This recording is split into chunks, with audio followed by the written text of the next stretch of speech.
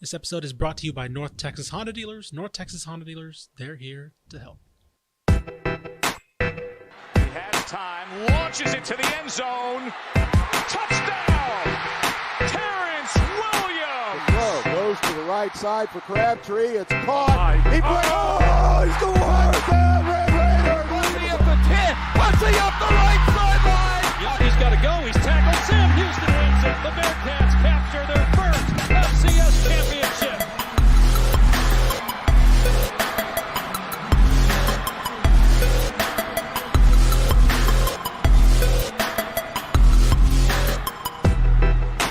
Hello and welcome to the Republic of Football show that, unlike a sold-out UTEP in front of a sold-out Sun Bowl, will not leave fans disappointed. I'm your host, Ishmael Johnson, on week one of the college football season. Next to me, trying to stay composed, it's Mike Craven. Mike, what's up? One day I'm going to realize that this is a new bit, that you're going to start each show with something that makes me laugh. petty. But yeah, I wasn't So expecting petty. it. It was pretty good. Listen, And I don't know if we can really follow through with that guarantee, but I'm going to try. listen.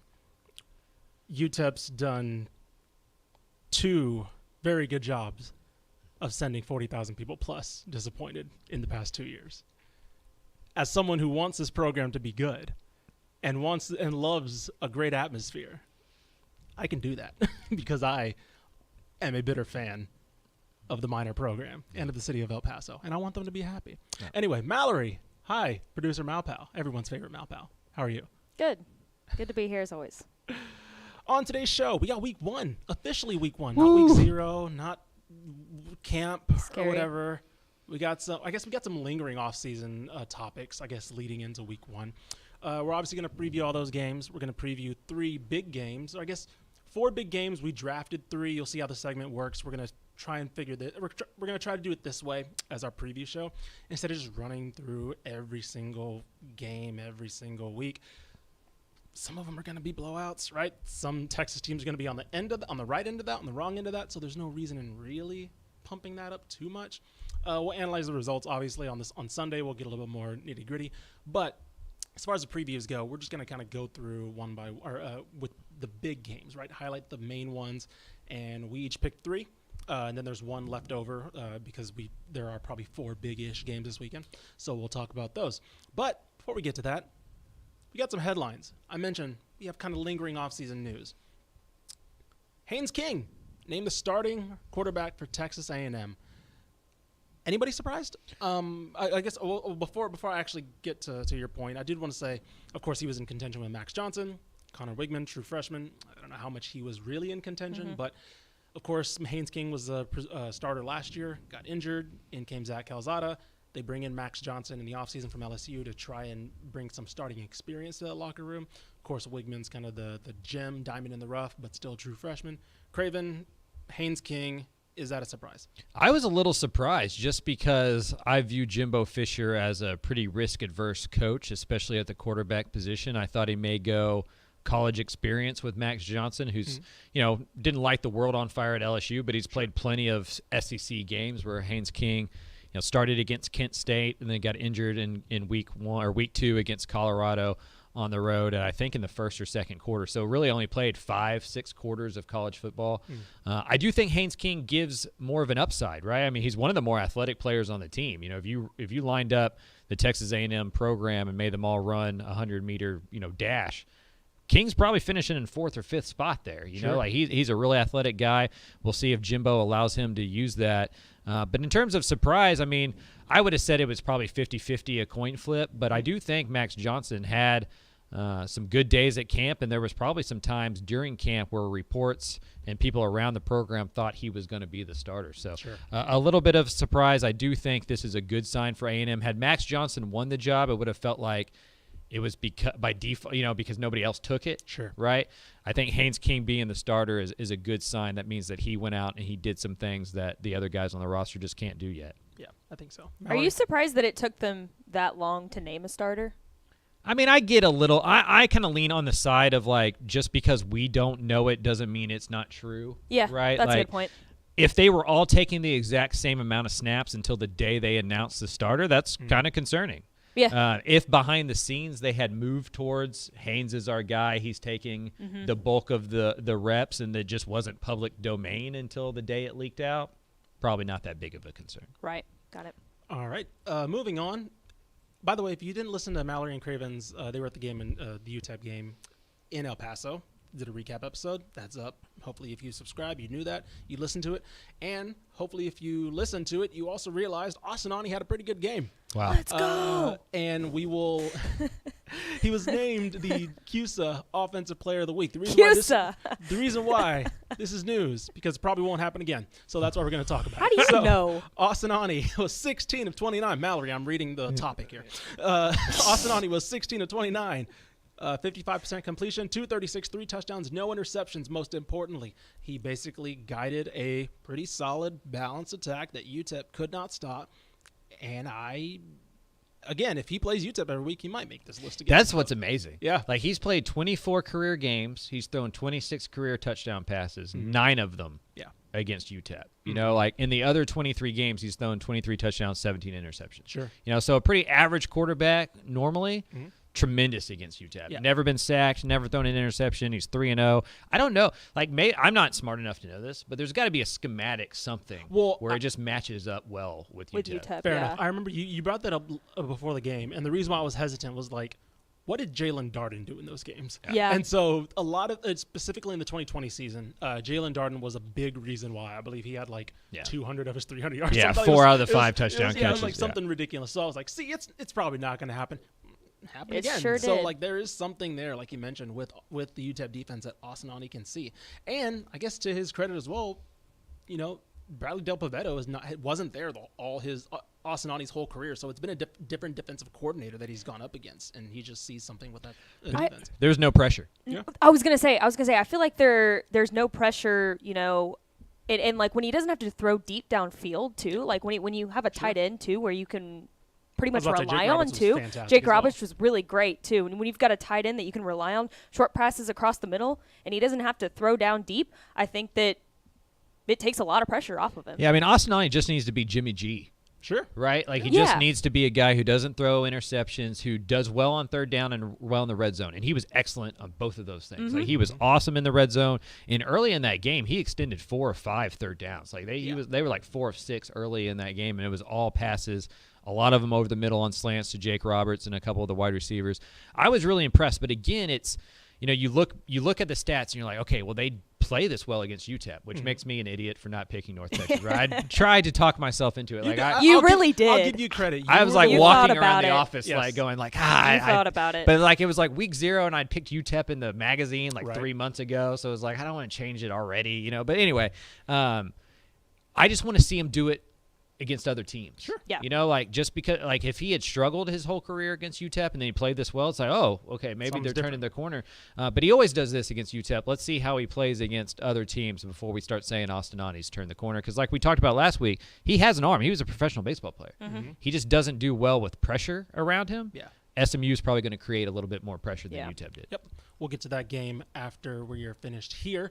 But we got some unnecessary drama, which means Texas is back in the news. Unnecessary drama. Steve Sarkisian announced, I don't know if he announced or just didn't do it. I don't know if they made a big deal about it. But basically, Texas doesn't have a depth chart. There's no too deep. Craven, you made a joke that Gary Patterson's influence is already being well seen in the Texas locker room. GP. So my question here, because everybody raised a fuss about this, right? He named Quinn Ewers a starter. And that's the only starter we actually know. I mean, no, quote unquote, no. Obviously, we know running back. Right. We know the number Wide one receiver. Yeah. So everything else is a quote unquote guess. My question to you is, outside of us in the media, right, that use this, broadcasters, shout out Craig Way, who hopefully he knows the starter. Yeah, but he's got He 2 deep. does. So it's like, yeah, he definitely has one. Should anybody care? No. This is week 0 news, right? Like this is like the AP poll, the coaches poll.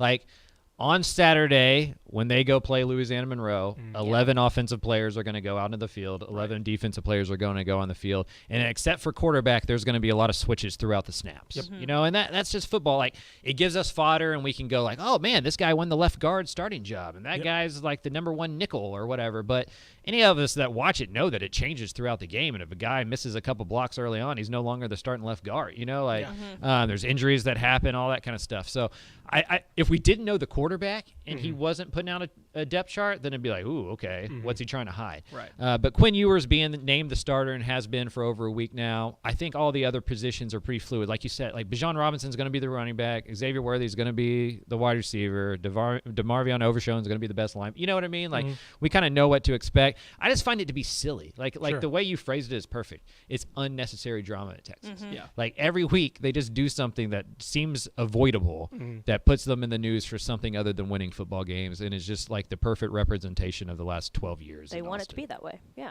I mean, They They're want like press. they're They like the press. Cowboys. It's Right. like the Cowboys. Yeah. Where it's like, yeah, I mean, we may win or we may not, but like as long as we stay in the news, like we're good, you Right. know. And like that's a weird way to run a college program. Okay, here's a question real quick. Do you think that they would have put out a depth chart if they were playing like a Notre Dame or an Ohio State or something? That's a good question. You know? Like if 'cause Alabama it's was Louisiana week one, Monroe, you know, Yeah. you don't technically need a. I mean, in depth their chart. defense, they have 35 new guys on the roster this year that weren't there. Yeah. I don't think he knows the two deep. Like, Sure. frankly, I think they have to go play Monroe before he knows who he can really ride with, and he doesn't want to put out a two deep because he has 7 offensive linemen. Got it. You know, like Yeah. I just think he doesn't want everybody to see where his roster is, and he doesn't really know exactly what his roster is until he sees them play football games because half of them are new. Right. I was gonna that makes say, sense. yeah, I was gonna say, like, I feel like this is him saying, we're gonna have 3 freshmen on this offensive line, Right. Yeah. And we don't want people knowing that we have 3 freshmen. Like that. To answer your question, I don't think he would have done it if Alabama was week 1. Because I don't think he wants Nick Saban knowing that he has 3 freshmen on that offensive That's a line. good point, You know? yeah. So yeah, I see the logic. I made a joke on Twitter that he's gonna get a text from the boosters to tell him who's starting. Yeah. That's good. That's good. But Whoever the Hellcat got sent to. exactly. It's like Sark's like, oh, what, really him? Yeah. It's like 30 minutes before the game. But no, us in the media, we like the 2 deep, right? It helps us prepare to how we're going to cover the game. Obviously, broadcasters like to know who they're going to be researching and have to look up. They don't want to see some guys like, wait, he's a walk-on. Why is he starting? You know, like things like that. But overall, as a fan, don't worry. It's Louisiana Monroe. You'll look great. Quinn Ewers will look like a Heisman winner. Bijan Robinson's going to look like the best running back in the country. They'll be fine. So, And you'll know the two deep. And you'll know the 2 deep. Yeah, you'll be fine. So, Take some photos. yeah. Anyway, speaking of freshmen, we have a word from our sponsor. Every high school athlete wants to play on the big stage. Every parent wants their child to be the best. But is making your target list of schools based on top 25 rankings really the best strategy? What about academics? Location? Coaching style? Financial aid? There are so many other factors that should be considered when selecting a college program outside of on-field performance. Our friends at Athletes to Athletes have put together a recruiting guide centered around providing a broader, more holistic perspective about what your college experience could be. Complete with checklists, do's and don'ts, key strategies, and much more, this 22-page guide covers everything you and your family should know as you walk through your college recruiting journey. For a limited time, Athletes to Athletes is offering this guide for free to our audience. Just go to athletesToAthletes.com/Dave Campbell today to download the free college recruiting guide. That's athletesToAthletes.com/Dave Campbell. We got football, actual football, more than one actual football game. So let's start with it. I kind of have the Sunday scaries. Let's do it, man. Yeah, no, it's gonna be Well, it's funny. So when Craven and I were at the UTEP UNT game this past week, we were standing on the sidelines like moments before kickoff. Yeah. And right when UNT kicked off, he looked at me and he goes, here we go. We're like, here we go. It's starting. As It's he's taking starting. antacid.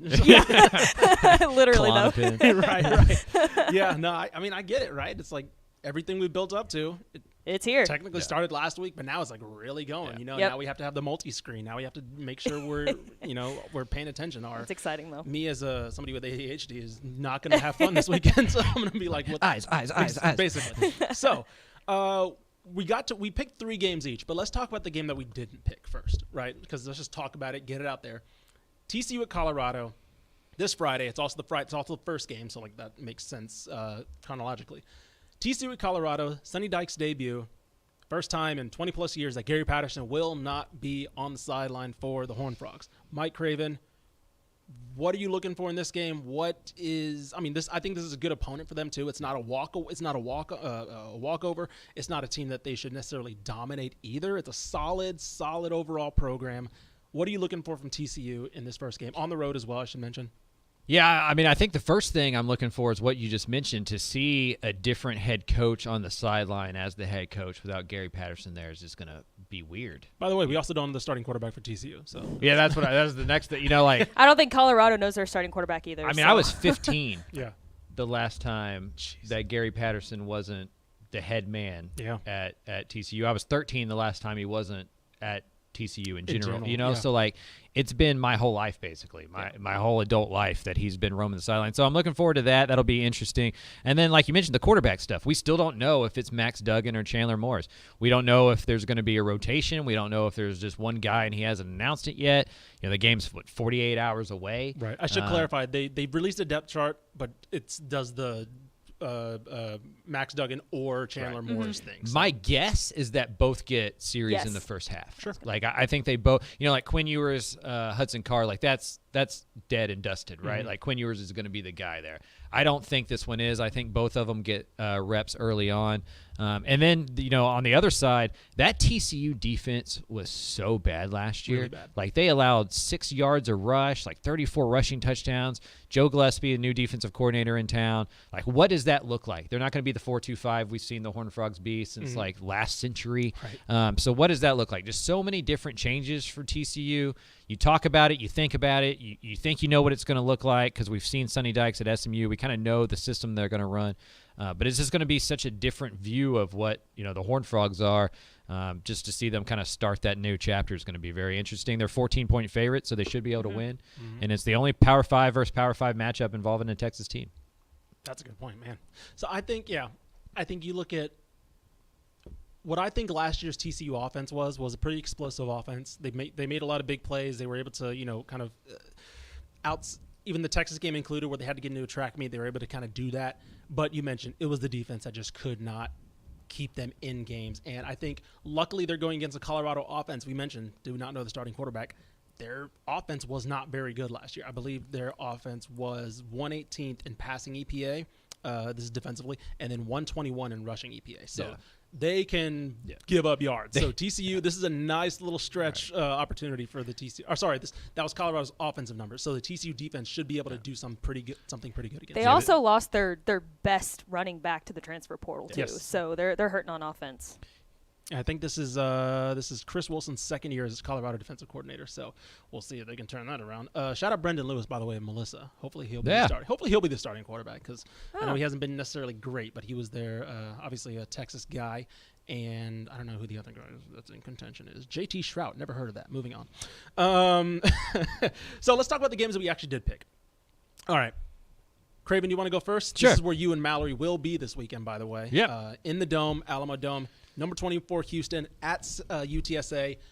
Is it sellout? Almost? Close? It's almost. I mean, I think there'll be about 40,000 people in the Alamo Dome, which is enough. Sure. Like that's going to be loud with the dome setting and all that kind of stuff. That's about what it was for Conference USA Championship game, that UAB game. So it'll be loud. It'll be rocking. The best two G5 teams in the state. I'm sure SMU has a bone to pick with that statement, but in my opinion, the best two G5 programs in the state comparative to the conference that they play in. Mm-hmm. I think both are conference championship favorites. I think UTSA, even if they start 0-3, the only other team in contention is probably UAB, maybe even North Texas. Yeah. But in the American, Houston's got the best schedule they could possibly hope for. They don't play Cincinnati in the regular season. Mm-hmm. Their two biggest tests are the first two games of the year. Mm-hmm. They go at UTSA, at Texas Tech. If they can get through those games, specifically if they can get through them and win them in impressive fashion, they have a chance to run the table and really knock on the door of the college football playoffs, specifically with Cincinnati doing that last year. They're in the same conference. They would have the same record. They'd have to beat Cincinnati in the American Championship, theoretically. So there's a lot of high hopes in Houston. And if we flash forward a year ago to what we would talk about with Houston, like the expectations have just grown so much for both of these programs, right, that it's going to be exciting to kind of see because they're like at the cusp. Both of those programs are just like right on the cusp of like national relevance. Houston moving to the Big 12, UTSA kind of stepping into like the G5 darling, everybody's new favorite team type deal. A lot of returners, Clayton Tune, Nathaniel Dell for Houston, Frank Harris, a trio of wide receivers for UTSA. Both defenses are really good. Houston's favored by 4. I think it's going to be a really, really good game. Are you surprised that Tajon Henry's getting the start at running back? No, not really. I mean, I think he's a guy who he's done it for the program, and I think coaches care about that. Like in week 4, I bet Brandon Campbell's probably the guy getting more touches, and Brandon Campbell may get more carries on Saturday. But Tajon Henry's been there. He's kind of proven himself. He's stuck through a lot of stuff. He's matured a lot. Like at Texas Tech, that was his rap, and at Houston, he's been nothing but a model citizen from all on accounts. So I think that's rewarding a guy who's been in the program, and they're going to share the backfield. So like. You might as well put an or next to that one because I think they both get about the same amount of touches. That's fair. Mallory, you're also going to be there, though, so I want to get your opinion on the game overall. What are you looking forward to? Obviously, it's hard to think, as you mentioned, with outside of SMU, it's hard to think of another G5 matchup like this. And also to start the season with both programs having so much momentum. What are you kind of looking forward to? Dude, I'm looking forward to just seeing a college game at the Alamo Dome. Yeah. I've only been to one game at the Alamo Dome, and it was a basketball game. It was for UIL girls state championship tournament. But I'm really excited. I'll be there. Hopefully we'll get some post-game interviews towards after the game. And the good thing about this is that like whoever wins will be able to grab content because they're both Texas schools. So I'm really excited. I think Houston and UTSA are both great programs. I'm leading heavily towards Houston, though, just because they seem like the more complete team. They seem just like, I think overall, too, offense, defensively, they're bigger, they're faster. I just think that they've got more talent on both sides of the ball. I'm kind of worried of a sneaky blowout. I am too. Not like a butt-kicking blowout, but like probably like 3 scores-ish. Yeah. Like I'm kind of nervous about that. I just think the trenches just lean way too much in Houston's favor. As much as I feel like this will be a game where we go into halftime like, man, this is a 1-score game. UTSA might be up, and I just think Houston kind of puts it to them in the second half, which I think would be more of a testament to how good Houston could be this year. We mentioned potentially best G5 program in the country, and I think that status creates a larger separation from other just good G5 programs, which UTSA is a good G5 program, but when you separate yourselves as New Year's Six potential versus everybody else, Cincinnati has done it to you. Cincinnati's done it to SMU, right? I think the second half is where we potentially see that gap start to materialize. I mean, Houston has a Power 5 roster. Sure. Yes. Like they're bringing in transfers, they're bringing in recruits that are going to Big 12, right? Like that's why they're there at Houston.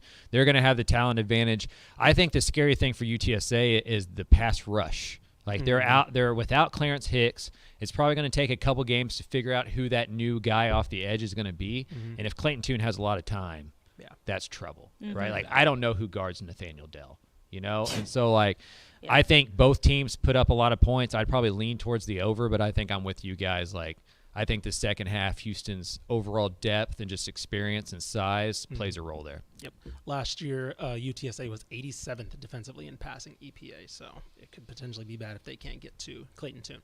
Yeah. All right. Moving on to my game, Saturday at 4:30 p.m. Texas State versus Nevada. Mike Craven, who is Nevada's starting quarterback?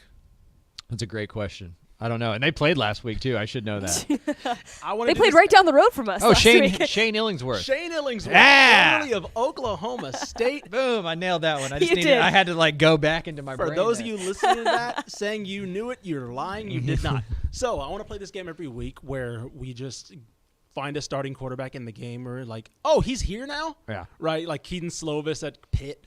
Right, just like everybody just traded quarterbacks and just like decided like, we don't. That's going to be the most interesting part of week 1 is going. Hey, this guy's here. Look at that. Right, JT Daniels is somewhere. I forgot where he's at. He's out. Not West Virginia. Is West Virginia? I think it might be West Virginia. I think JT Daniels is at West Virginia because they made a big deal about him with versus Graham Slovis, the USC quarterback. So. For me, it's always Adrian Martinez to Kansas State. Yes. Yeah, and Casey Thompson to Nebraska. Like they're everywhere. It's crazy. They don't make sense. Musical chairs. Point is, I was looking that up. I was like, they got Shane Illingsworth. Interesting. That's all I know about Nevada. Point being, this line for some reason is close. Really close. It was a pick 'em until like an hour ago, it feels like. It's wild. And Texas State. Until I got my bet in. Basically, yeah, Craven's the one that pushed it back. No, but seriously, what I'm looking forward to in this game is not even if Texas State wins this. The thing with Texas State is when it comes up against other respectable G5 programs, they have always fallen flat. And not even lost, right? Again, there's no shame in losing to a solid program, but fallen flat, gotten beaten. Last year, they got embarrassed by Eastern Michigan, right? And that's not even a solid G5 program. I'm looking for energy. I'm looking for a spark. There's depth now, right? Spavital's talked a lot about their depth, about their size, speed, all that stuff. I'm looking for that, right? I'm looking for Lane Hatcher to come out and be the guy that's all of a sudden a designated captain in his first year on campus, right? He was one of the 4 or 5 captains selected by the team. I'm looking for that guy to show up, right? The Lane Hatcher sophomore year at Arkansas State, that was one of the best in the Sun Belt. And I'm looking for the defense because there's a joke running around that the only reason the defensive coordinator hasn't been fired yet is because of his last name. And they have not improved under Zach Spavital. And so I'm looking for a team to come out with an edge, to come out energized. You look at Spavital's second year, I believe in 2020, they came out and challenged SMU, right? They came out and looked really good against SMU. And then they played a really good UTSA team and almost beat them, right? I'm looking for that type of level.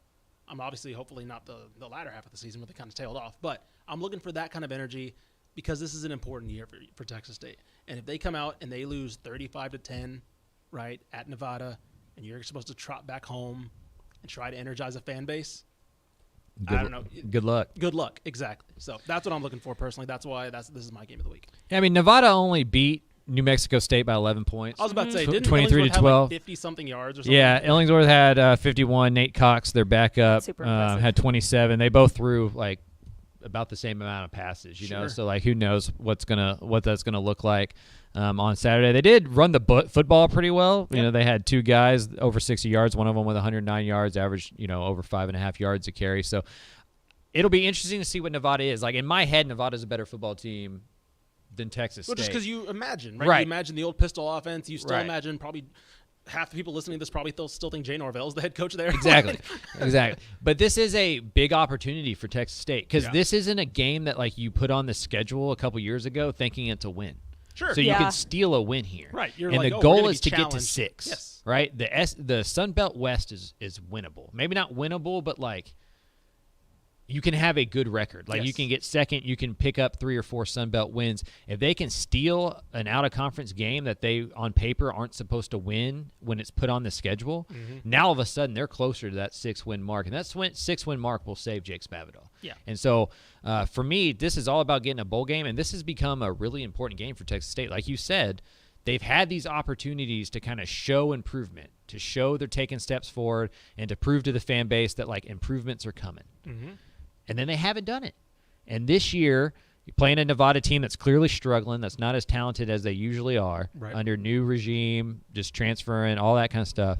If Texas State can go out there, become 1-0 for the second straight year, and really, like, put a stamp down of, like, we beat a solid out-of-conference program, I think that says a lot for what Spavital has been saying all offseason, and that's Texas State is a different Texas State team than we've seen the last couple of years. I'm going to need to see it on the field. Sure. And winning a road game against Nevada would be a great first step. Yep, I agree. I definitely agree. By the way, Ken Wilson is a new Nevada head coach, former co-OC or co-DC, I should say, at Oregon under who's the guy that's now in Miami?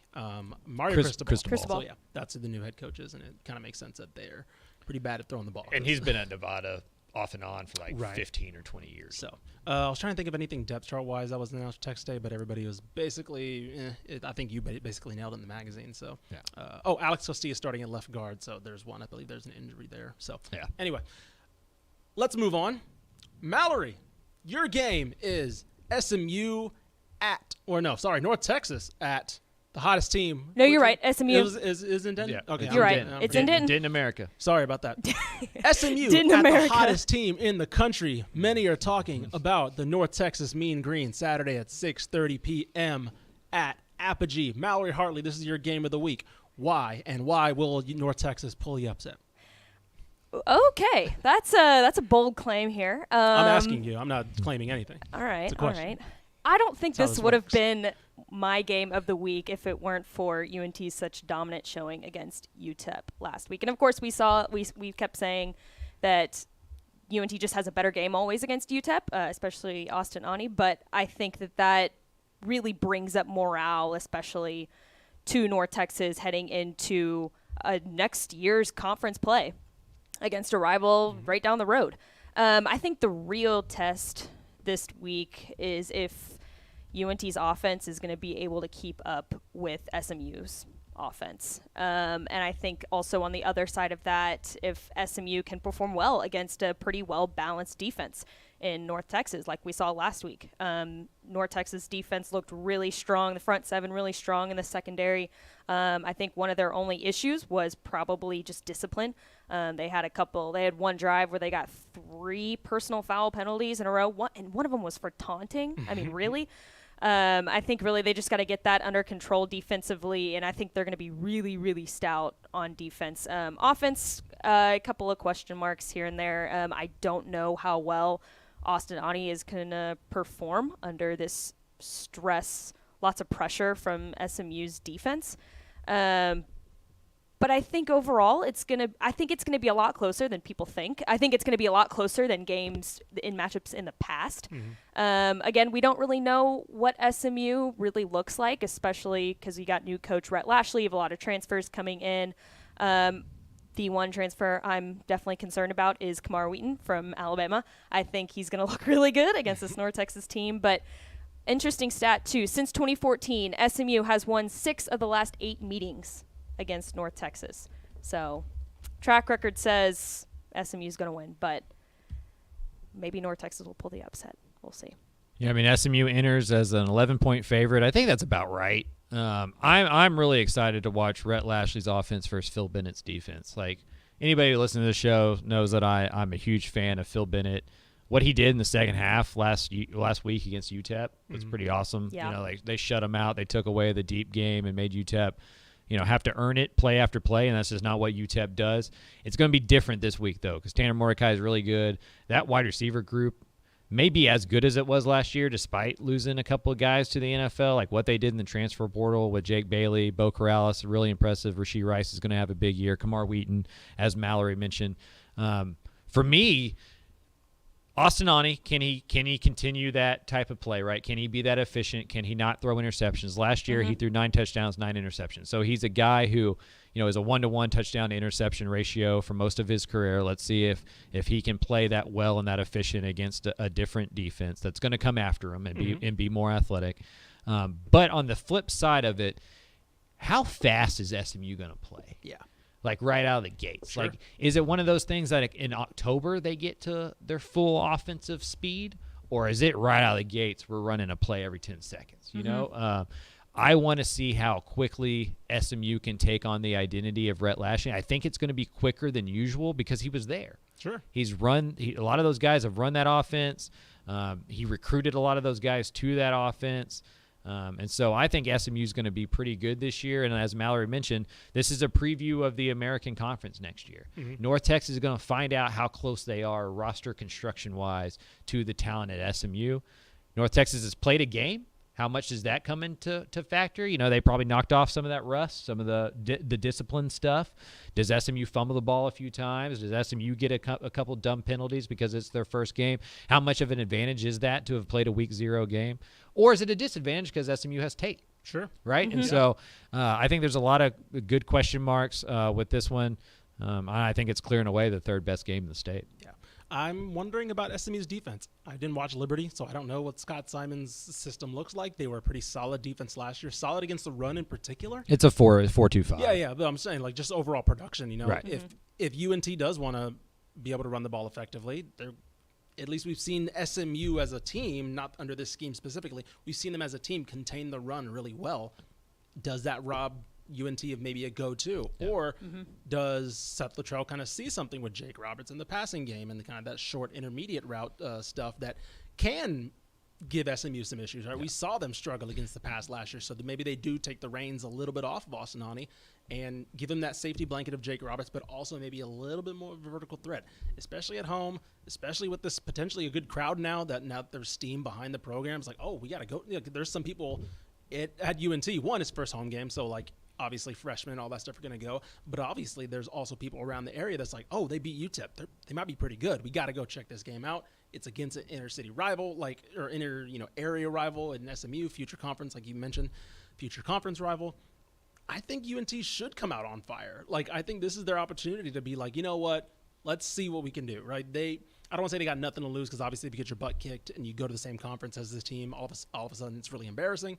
But I'm going to say that there's some wind behind the program now. There's some wind behind what they got going on, and I think that they silenced a lot of critics last week with that dominant performance that, it was close in the first half, but it was more self-inflicted wounds that kind of kept it close. And then once they shored that up, it was not a contest, right? On the road in a hostile environment. Yeah, I mean, North Texas offensive line didn't allow a sack last week, only allowed 2 quarterback pressures. This SMU defensive line is good. Yes. Elijah Chapman, DeVere Levelston, like those guys can go. And so can they replicate that performance? Because like we've talked about, Austin Ani, if given time, is going to find some dudes. How good is that North Texas offensive line? We're going to find out more on Saturday, because they were super impressive against a UTEP defensive line that we all considered to be pretty good. Yep. Alrighty. So those are the 3 games that I guess 4 plus the TCU game. The games that we picked as the big games. Now, let's get to games that are also happening. All right, moving on to, we're going to call this the lightning round. I don't know how fast we'll actually go, but especially this week, we can go pretty fast because I ain't really looking forward to these. Number 6, Texas A&M versus Sam Houston State. This one's actually kind of a little bit sneakily saucy. I'm not saying Sam Houston State has a chance, but a little bit fun, a little interest here. Saturday at 11 a.m. I don't know. That's pretty good. I like that opponent for A&M, right? It's not a pushover, right? Sam Houston State's going to come out, try to do something. Probably not, but it's not a team that A&M should beat 70-0 either. Yeah, I mean, it's about as good of an FCS program as you could put on the schedule. Yep. And for Sam Houston this year, this is their Super Bowl. They have 2 games that matter on their schedule this year. That's A&M this week, and then SFA, because it's the last, battle of the Piney Woods, right? They can't win a conference championship. They can't go to the playoffs. When I asked Casey Keeler, like, how do you this roster, the guys on your team, they're used to playing for something. What are the carrots this year? The first thing he said was that A&M game, right? So this is going to be a big game for that Sam Houston roster. I think the defense is going to play pretty well. I was about to say, based on what we saw from A&M in that spring game, that's going to leave some opportunities. This could be close for a little while just because A&M's not scoring. Yeah. Now, I don't think Sam Houston can move the ball against A&M. I was about to say that's where the issue comes in. Like, I'm really excited to see like what Walter Nolan looks like against an FCS offensive line. Like, it could get a little scary hours for Sam Houston's offense. But if this is like 13-3 at half, I'm not overly surprised, right? And so I think there's some interesting storylines here. How does Haynes King look? Is Evan Stewart a star at wide receiver like we think? What does that young 5-star defensive line look like in their first game? Like, there's plenty of reasons to watch this game. All righty. Mallory, you got anything to add to that one? No? Nope. Okay. I don't either. UTEP at number 9, Oklahoma, Pain. Saturday at 2:30 p.m. Craven, how fast are you turning this game off? I don't know if I'm ever turning it on. That's I will, just because I don't know what Brent Venables' Oklahoma is. Sure. Yeah, I mean, I guess for that reason, I mean, Mallory and I will be. As a Texas publication, we kind of got to know what Oklahoma's up to. Right. Like, are they a Big 12 threat? You know, like, are they an actual, like, still Oklahoma? Right? I guess my answer, I would say back to that, nothing that happens on Saturday will determine any of that. Oh, like, yeah. I've taken myself off the UTEP bus about as quickly as I jumped on it, They weren't good last week, right? No. And the things that they wasn't weren't fun to watch. And the things they weren't good at last week are things that Oklahoma is going to make them look even worse at, right? Like, if you can't get pressure against North Texas, you're not getting pressure against Oklahoma. Sure. If you can't stop the run against North Texas, you're not stopping the run against Oklahoma. If you can't get over the top of the North Texas defense consistently, you're not getting over the top of Oklahoma, right? Yep. So this one feels about as ugly as Brent Venerables wants it to be. And for Dana Dimmel, you just got to hope to, like, build a little bit of confidence somehow and then just stay healthy and just get back to El Paso for the New Mexico State game. Like, this is a classic week 1 season opener game. The problem for UTEP is they already played a game, So, like, this is just an exercise in pain, honestly, for UTEP. This is just national attention for them, honestly. Yeah, it's a paycheck. That's kind of what it is. is. This is just paycheck. Yeah, I read something, too, about, they've got a new defensive coordinator over at Oklahoma, too. They're putting more stress on their secondary. And if we know anything about UTEP, they're kind of a boomer-bust offense. So if they're not capitalizing on those big explosive plays, are you really getting anywhere? You know, Yeah. And North Texas got pressure on Gavin Hardison, and I don't know everything about Oklahoma's front seven, but I know how Brent Venables coaches football, and they lead the world in tackles for loss and sacks when he's at Clemson. So my idea or thought is that Oklahoma's going to make life really, really long on that UTEP offensive line. Yep. Yeah. Another game that I might not turn on. Rice at number 14 Certainly USC not. Saturday at 5 p.m. Oh, boy. Craven, what was your favorite little tidbit about the first off, shout out to Stats of War on Twitter. we're big Parker fans here he puts out his at Dave statistical Campbell's previews every week for every single game. I think every single game between FBS programs. Right. And there was a funny little tidbit that Craven noticed in the Rice USC graphic. Parker's graphic for Rice gives Rice projected like 1.8 points or something, like 2 points basically. Like he's projecting Basically a safety. Like it's like we don't think the Rice offense is going to score anything, but maybe USC will like fumble the ball in the end zone or something like that. You know? It's not even going to be up to Rice. It's going to be up to USC. You know, like maybe they drop something, or I don't know. Who knows, right? Gabe Taylor gets a fumble and returns it back for a touchdown or something. It's about because we all go into the season going like, I think the Rice defense is going to be okay, right? But that offense is going to be pretty bad again. And then the first projected points of the year comes out and it's like 2, and you're like, okay, that makes me, I guess, feel better and worse at the same time.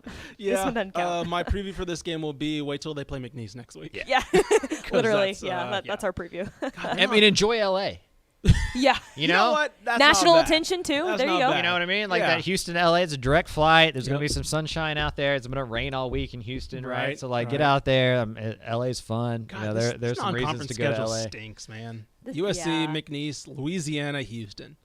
It stinks for Rice, yeah. That stinks. Yeah, it's not a great it's not a great schedule. If you're trying to get to 6 wins and get to a bowl game and save your job, right? That's not the out of conference schedule you would like to see. Nope. But you have to play Houston every year. Sure. You got to play a money game every year. Sure. And McNeese is a win. It's the Louisiana one that's tough, right? It's like, man, give me a G5 that right. we can It's beat. like Monroe. Like, come on, Right. at least Monroe. Yeah. Right. At least the other one, not the good one, but whatever. Anyway, moving on. This one, not interested for anything productive, but just to see what happens. Number 10 Baylor versus Albany Saturday at 6 p.m. What's Baylor look like? This is a flex game, right? You just kind of flex your muscles, dominate, but I want to see it, right? I want to see that defense still come out humming. I want to see Blake Shapen maybe get a little vertical with the passing game. I want to see if that running game is still very, very, very dominant. Can they do it? Probably, but I want to see it, right? This is just a game where you're like, you watch the first quarter, be like, cool, done, right? Watch first quarter. If they're dominant, awesome, get out, basically. I'm going to say something that sounds crazy. Uh-oh, here we go. I know that Abram Smith ran for a school record amount of yards last year. I think it was 1,601 or 1,602 years.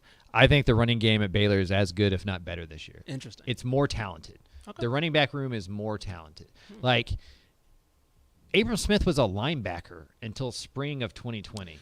He's not. True. It's not like Dave Aranda, Jeff Grimes got to campus and he was like a star running back that was sure to rush for 1,600 yards. They moved him over there. Like the previous staff didn't think he was good enough running back, put him at linebacker. Mm-hmm. So the guys that they have now on those are dudes that were recruited to play running back. Tay McWilliams, those kind of guys are they're good, And so I think with that offensive line, people have heard me talk about this a lot. Your running game is a function of your offensive line. They're only going to be better in year 2 of that system playing together because offensive line is the most cohesive unit, on the field, right? Mm-hmm. And the more they play together, the better. They return 4 out of 5 starters.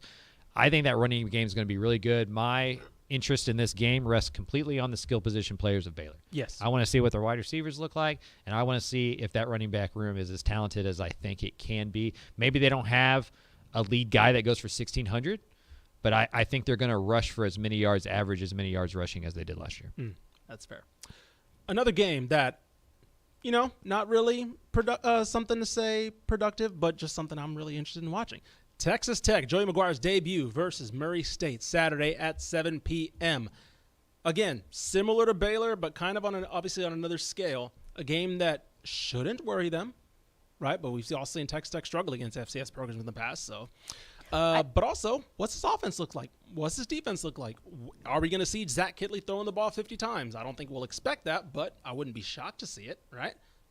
What does Joey McGuire's Texas Tech look like on the field? Mallory. I was just going to say, I think on paper this does not look like a fun game to watch, but I think people are so excited over the hype with Joey McGuire and stuff. I think that it's going to be a really popular game to watch. Is it on TV? Is it on? I think it's on ESPN Plus or something like that. Yeah, so yeah, I will you double check definitely that, but I'm pretty sure it is. Can watch it. But Well, Murray State's better than a lot of people think.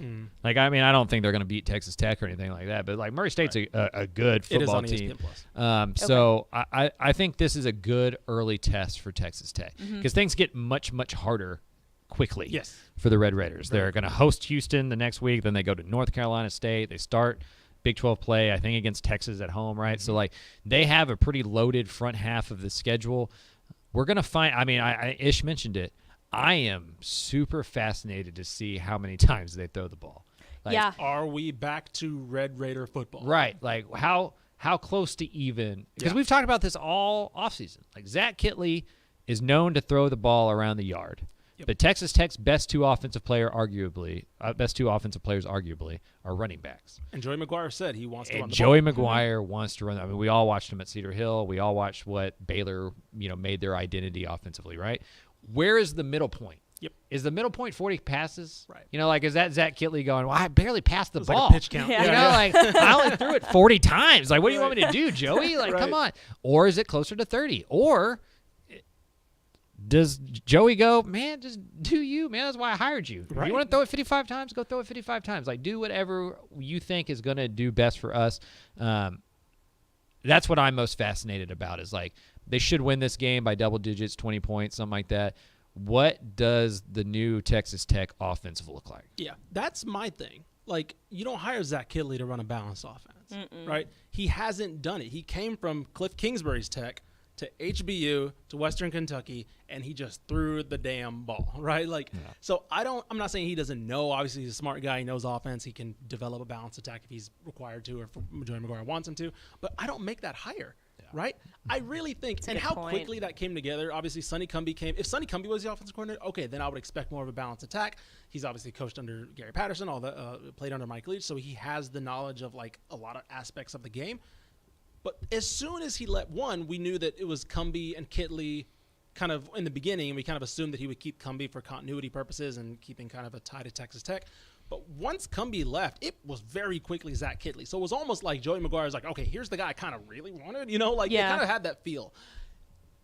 And I think that Joey McGuire secretly just knows that he wants to run this offense here. So, I don't know.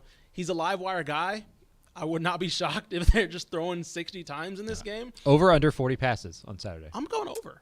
I'm going over. I think I am too. I mean, like, again, my thing is I quote-unquote worry if Tyler Shuck is that type of quarterback. Yeah. Right? Like, Tyler Shuck came from Oregon where they, probably execute you if you throw the ball more than 30 times, right? They don't execute anybody in Oregon, I don't think. That's fair. Not by the state, at least. Mario Cristobal will just take you out back and just, like, take care of himself. But no, like, we're watching Justin Herbert in the NFL throw the ball all over the place, and he was stuck running the ball for 4 yards at Oregon. Right. I don't know if Tyler Shuck can, sling it. He probably can. He's there for a reason. He was a projected first-round pick at one point in his career for a reason, for tools and all that. So I want to see if they want him throwing the ball that much and what they overall look like. And then, of course, the defense. Like, if Albany all of a sudden has 20 in the third quarter, you're like, that's Murray State. Or Murray State. Sorry, yes, Albany was Baylor. Murray State has 20 points in the third quarter. You're like, ew. Tech, what's going on? I want to see Tech's defense dominate a team in a way we have not seen in my lifetime. I'm going to take the under on the throwing attempts. Okay. And I think that may change by October. You get into Big 12 play and maybe the reins come off and they just start throwing the ball around the yard. Fair. I think Saturday they're going to make a real effort to put on film a balanced attack. And I think they're going to have a lead to where they can rely on that running game. Now, the next week against Houston, if they're down 17-7, sure, I think Joey looks at Zach and goes, score just point. Throw the ball. And then maybe on film, Joey sits back and goes, that's kind of what we got to do. Sure. And so maybe it changes, but I think Saturday against Murray State, we see a much more bridled offensive play calling by Zach Kitley than we were used to the last two stops. Yeah. All right. Lastly, we got the most anticipated Louisiana Monroe involved game, and I can remember. Texas versus ULM in DKR Saturday at 7 p.m.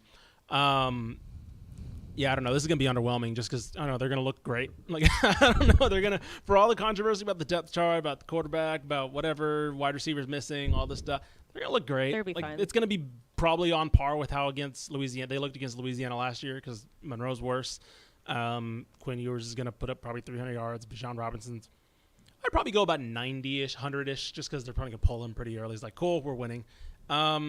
Yeah, I don't know. Parker gives Monroe a 0.07% chance of winning this game, which I think is generous. So, yeah, Craven.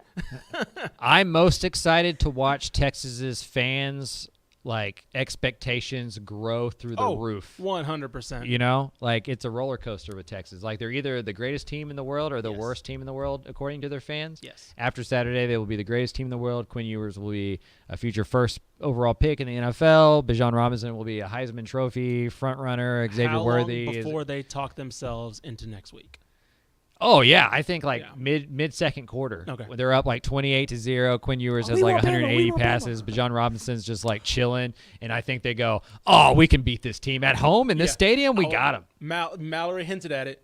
Do we get a "We Want Bama" chant? Oh, yeah. Absolutely. 100%. You're going to see it all over Twitter. 100%. I'm from Austin. Sure. I know how we roll. Yeah. There will 100% be a drunken "We Want Bama" A lot of freshmen chant at the first game. Oh, man. Yeah. How many Instagram captions do you see after the win this week that says "We Want Bama"? Yeah. Oh, man. How many do you see? That's all gonna be it's true. not the people chanting that have to play. You know, Exactly. They don't have to line up against Will Anderson. You know, it's going to be like Devon Campbell, being like, "No, stop chanting. We don't want Bama. We don't really want him I don't yet." want You know, like Sark's like, "No, not until have to play them. 2025." Yeah, Texas is minus 37.5 in this one, so at least that's on ESPN now. Yeah, So, biggest spread of the week for a Texas school because the FCS games don't have they don't get spreads. spreads, So FBS versus FBS, Texas is on top. They're favored by more than Oklahoma is over UTEP. yeah. Trust me, ULM's not good. You know, they suck, man. They stink. Yeah, Terry Bowden, God bless your soul, but you know, I don't know what that program is. So if you're Sark, how many carries would you give Bijan? Because that's I know this is going to sound dumb, but would you?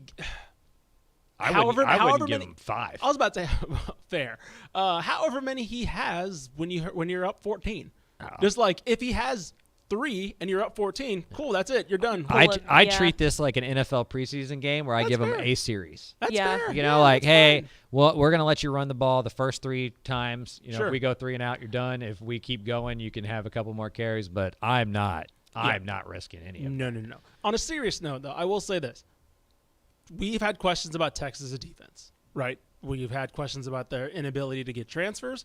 We've had questions about the youth of the talent they have acquired. There are a lot of unknown names outside of maybe a DeMar Van Overshown. I'm not saying ULM's good. They started off last year decently. But if they mess around and all of a sudden, you know, driving the field, you're like, wait, what's going on here? You know, they're not going to win this game, but this is a trap in terms of a team just kind of second year Terry Bowden, whatever, first game of the year. If their scripted series go kind of decently, you're like, all right, I'm going to have some interesting questions to raise about the Texas defense. If Texas lines up in that 2 deep high shell that they ran all last year, I'm just going to turn off the TV. Right. It's like, trust me. Get 8 guys in the box. Please. Go play some physical man-on-man football on the outside and be the University of Texas. Yep. By the way, shout out Chandler Rogers, who's the quarterback for ULM. I believe he is. Yes, he is Mansfield Lake Ridge product. So, okay. There you go. So if Chandler Rogers, no offense, but if Chandler Rogers is driving the ball in the Texas defense, we got some problems. So Gary Patterson just comes down from the booth in the second half with his purple shirt on, just he calling defense. He just parachutes down from. He just jumps out the press box and just parachutes. Because that's the thing.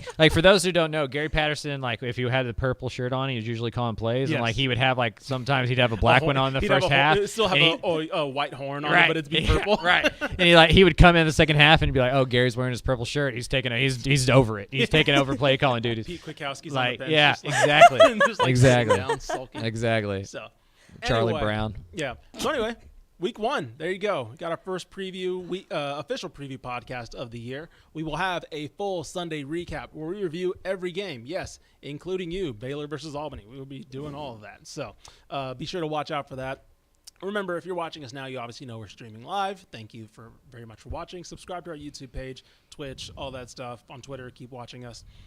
Be sure to listen to us on and subscribe to us on Apple and Spotify and anywhere you get your podcasts. Give us likes, give us favorites, give us retweets, whatever. Review helps us in the algorithm. We got some really good numbers feedback this past week, so thank you guys so much for a very, very successful offseason, which is the hardest time to make content. So thank you very much, guys. Keep doing it. Keep telling your friends if you do enjoy this. If you don't enjoy this, keep your mouth shut. Anyway, that'll do it for Mike and Mallory. Once again, we have interviewed 12 of the soon-to-be 13 head coaches, Division I head coaches in Texas. Shout out, or I should say, I messed it up. FBS, not Division I. I count FCS. Sorry, I messed that up. Soon-to-be 12 of the 13 FBS head coaches in the state. Shout out Sam Houston and Casey Keeler. Jimbo Fisher, give us a call. Go Rutgers.